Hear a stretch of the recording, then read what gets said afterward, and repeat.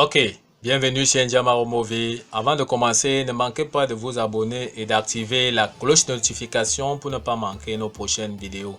Aujourd'hui, on va continuer avec notre cours de mathématiques, d'accord, qui concerne donc la résolution des équations dans R concernant les logarithmes népériens, d'accord. Ok, sans toutefois tarder, avant de commencer la résolution, on doit d'abord avoir quelques notions, d'accord, sur le logarithme. Les notions qu'on doit avoir, d'accord, à maîtriser absolument, c'est quoi? On va comprendre déjà que le logarithme népérien, c'est notre Ln, d'accord? C'est-à-dire L pour logarithme et N pour népérien, d'accord? Logarithme de A plus logarithme de B, d'accord, égale tout simplement à logarithme de A fois B, d'accord? C'est-à-dire que A et B doivent être des nombres strictement positifs. Si on a le logarithme de A moins le logarithme de B, d'accord, la relation sera tout simplement le logarithme de A sur B, d'accord. Maintenant, si on a le logarithme de X égale à A, comment on fait donc pour trouver X? La formule nous dit tout simplement qu'on aura X égale à exponentielle A, d'accord. Maintenant, logarithme de A puissance R, d'accord, égale à R logarithme de A.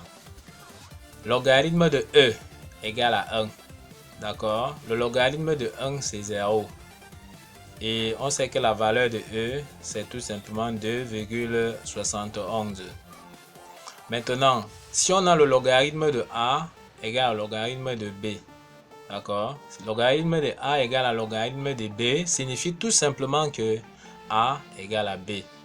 Ok, on continue toujours avec la résolution de nos équations, d'accord, logarithmique dans R. Cette fois-ci, nous avons donc logarithme de x moins 1 plus logarithme de x plus 2 est égal à logarithme de 2x. On nous demande donc de résoudre ceci dans R.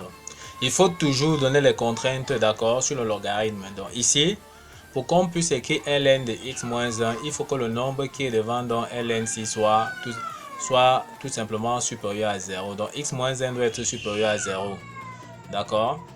Pour qu'on puisse écrire ln de x plus 2, il faut que le nombre qui est devant le logarithme ici soit un nombre positif, c'est-à-dire supérieur à 0. Donc on a x plus 2 qui est supérieur à 0.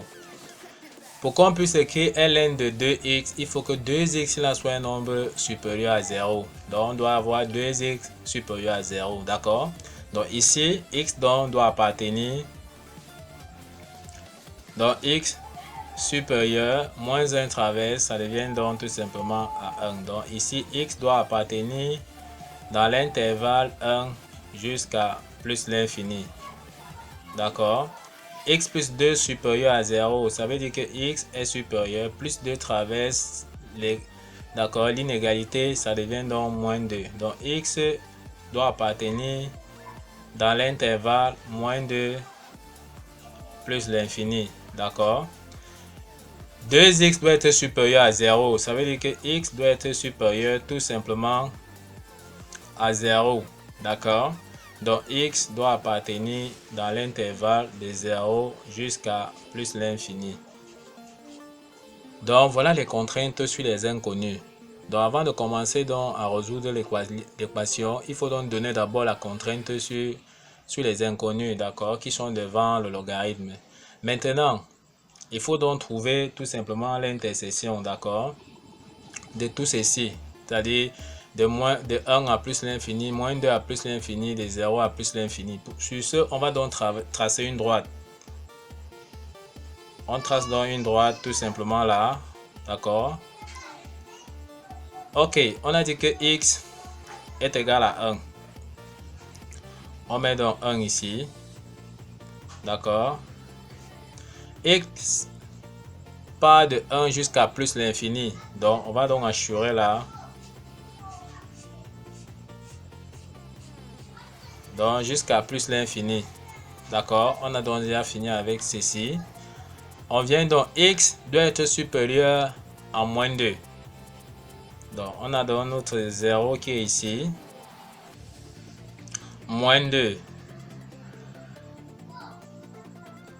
qui est là. D'accord. On dit encore que x doit être supérieur à moins 2. On va assurer, mais cette fois-ci on va inverser. D'accord. On inverse donc.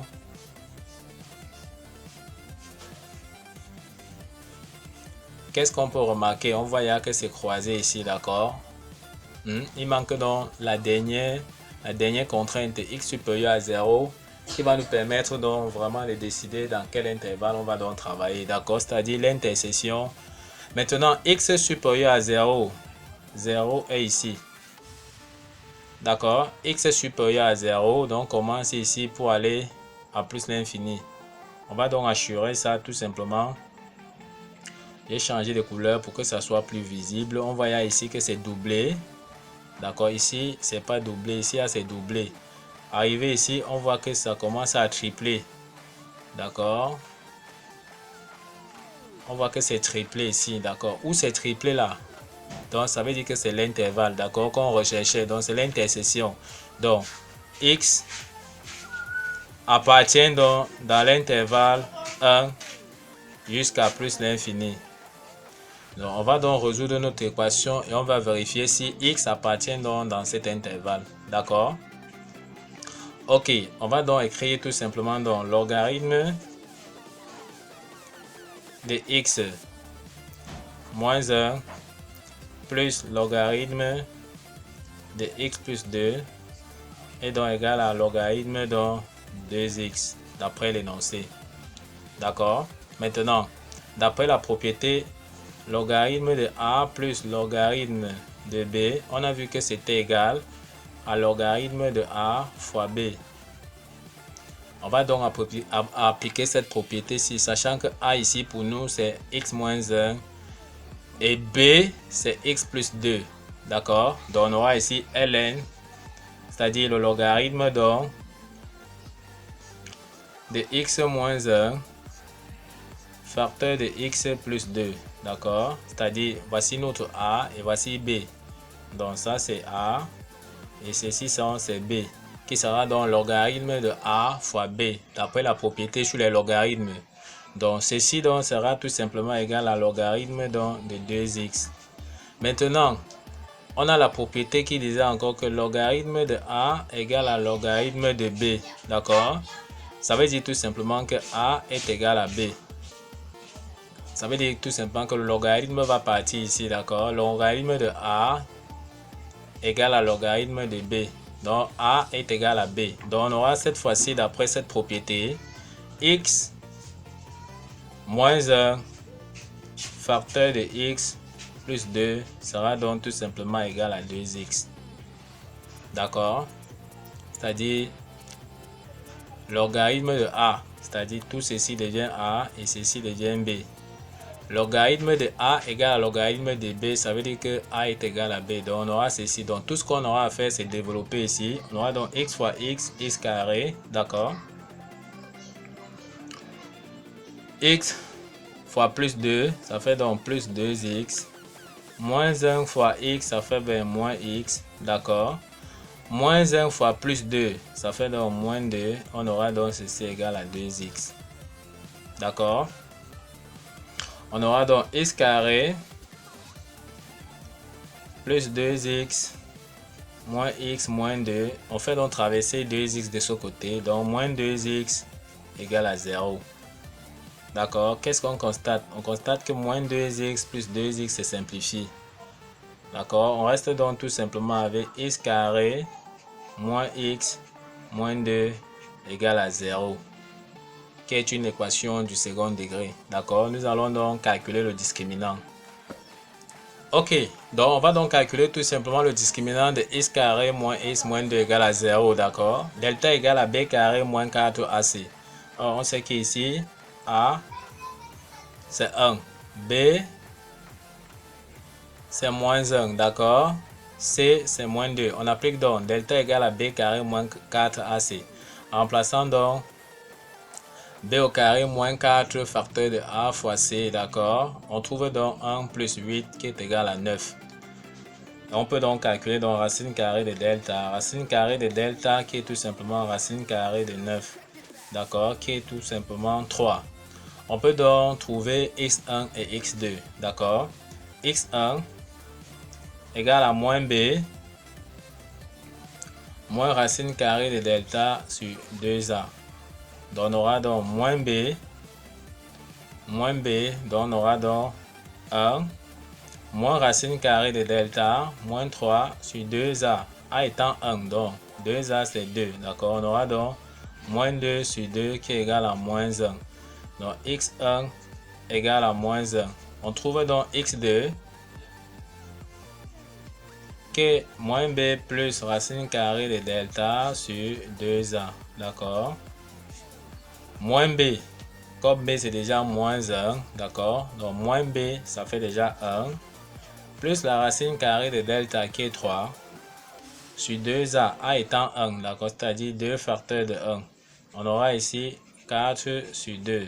4 divisé par 2, c'est donc 2. D'accord. Donc x1 est donc égal à 2. Nous avons donc trouvé notre x1 et x2. D'accord. Or, on a bien dit que x, la contrainte x, d'accord, c'est-à-dire x devait appartenir dans l'intervalle d'après l'intersection, d'accord, que nous avons vu. X devait être dans l'intervalle de 1 jusqu'à plus l'infini. D'accord. Qu'est-ce qu'on constate alors?